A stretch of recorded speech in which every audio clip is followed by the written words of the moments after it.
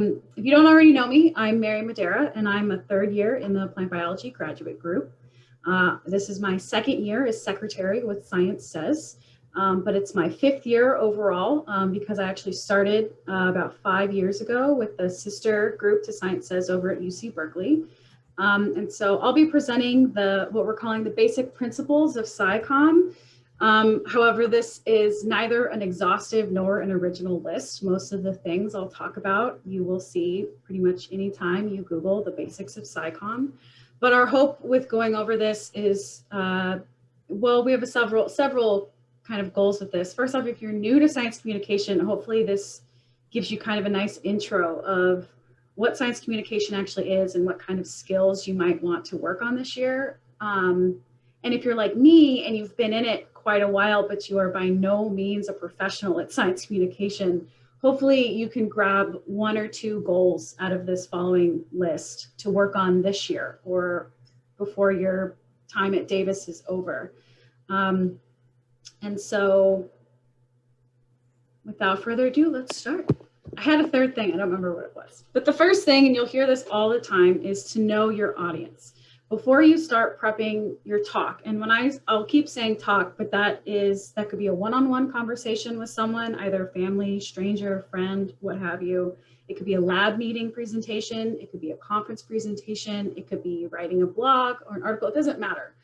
Before you actually sit down and figure out what you're going to say, you need to put some thought into who your audience is. And that includes their scientific background, maybe their cultural or personal backgrounds, the interests and the commonalities that they have with each other and the commonalities that they have with you. And this is because this is going to help you determine how to get their attention and how to keep it, how much time you need to spend on whatever background you think you might need, and how broad or narrow that background should be. And that was a big topic in one of our March workshops, which we've posted. If you're struggling to kind of figure out how much background you should use, you can go ahead and look back at that, and that's on our website. And then jargon, of course, jargon's always a big problem, but if you can take stock of your audience, it'll help you decide which jargon you can keep and which jargon you can omit.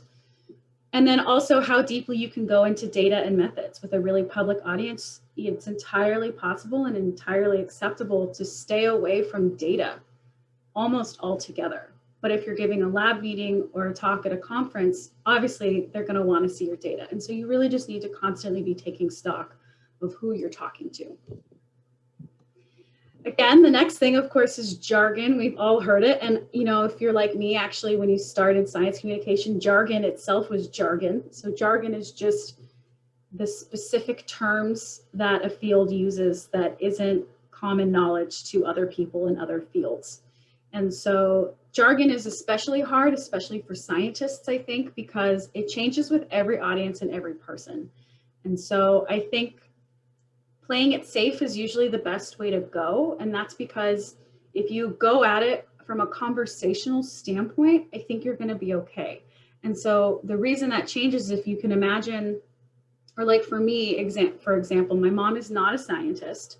And so if I'm having a conversation with her about science, the terms that I'm going to use are going to be very different from the terms that I'm going to have in a conversation with my boss. And so the jargon that I use for one is going to be very different from the jargon that I use for the other. But if I avoid the really technical jargon altogether and I'm explaining it well, it won't matter. My boss is going to understand what I'm saying if I don't use the fancy terms, and so will my mother. And so I think it's best to just play it safe. And then you need to make sure that if you cannot omit jargon, you need to define it. You have to define it in very, very simple terms. And I think the best thing to do for this is to constantly practice on people. And so, example, my mother. I go home and I talk to her about my research, and then she's very good, and I've told her, I've primed her. She will stop me if she doesn't understand a term that I say. And so I'm practicing defining those terms and learning which ones I absolutely have to keep for my research to make sense, and which ones I can really just kind of omit for simpler, even though they're maybe not as accurate terms. The other thing that I like about playing it safe with jargon is that it allows your audience to ask for more details. And so always be ready to explain the jargon that you omitted. But it's really, my favorite thing is when an audience asks me for that deeper explanation, because it shows that they understood what I'm talking about. And so while you never ever want to underestimate your audience or dumb what you're saying down, I think if you keep it simple and then allow them to ask questions for the complexities, it shows that they're with you and they're understanding you and they're interested in what you have to say. A really tricky exercise that we've all done is this splasho.com upgoer 5. And you can type in your elevator pitch and it'll flag all of the complex words. And so that can help you get creative with how to simplify your language. And so we really recommend going to that. And I also forgot to mention this worksheet from the Alan Aldous Center is a really nice, very simple tool that you can use to take stock of your audience before you sit down and work on your next presentation or talk or blog. So we recommend going there as well. And all of these resources will be listed at the end, so you don't need to write these sites down. The next thing to do, as for any good presentation or talk, science or otherwise, is to hone your message. Again, you want to know what your message is before you start planning out the details of your presentation, because if you don't know what you want your audience to take away, they're not going to leave with your takeaway. And so a good thing to do is to always be bringing your talking points back to that takeaway message. And that includes spelling it out. Just say it, make a slide or something that says, I want you to leave here today with X, Y, and Z. Understand at every step how your talking points or your slides are going to help relate to that takeaway message. Because again, if you start going off on a tangent, your audience is going to lose your message. You want to frequently summarize how whatever you just talked about also relates to that message. And you can even begin and or end with either a hook, something exciting to get their attention, or just the takeaway itself. And again, it sounds like we're beating a dead horse, so to speak. But again, my takeaway message from this slide is that you need to have a takeaway message.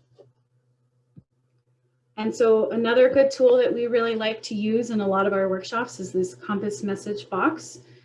It also kind of helps you look at your audience a little bit, but this is a really nice way to block out your talk and really figure out what you're trying to say. So we recommend using this as well. The fun side of science, of course, that I think we often overlook, and Science Says has had a couple of workshops on this, but it's the fact that you're telling a story. You need to be telling a story, and it sounds a little uncomfortable, I think, for a lot of us academics to think that our research is a story, but it is. And if you think about it, humans and people every day are thinking and listening to and telling stories themselves. That's how we connect with the people around us, and it's how we absorb information. And so if you can remember to explain your research as a story, it's much easier for your audience. Again, whether that's your lab mates or your boss or a stranger down the street, if you're telling a story, people will stay with you. And so good stories have common ground. Again, that goes in with knowing your audience. Having a relatable main character, which really is most often you as the scientist, unless you're working, like I work on strawberries and I could anthropomorphize a strawberry, let's say, and I could make that the main character if I wanted to get really creative. You want to have a focal point and a sequence of events. I think that's hard for us. That's, I think, what I've seen scientists struggle with the most, is that sequence of events. But it's really crucial to telling a coherent story is to have a beginning, a middle, and an end.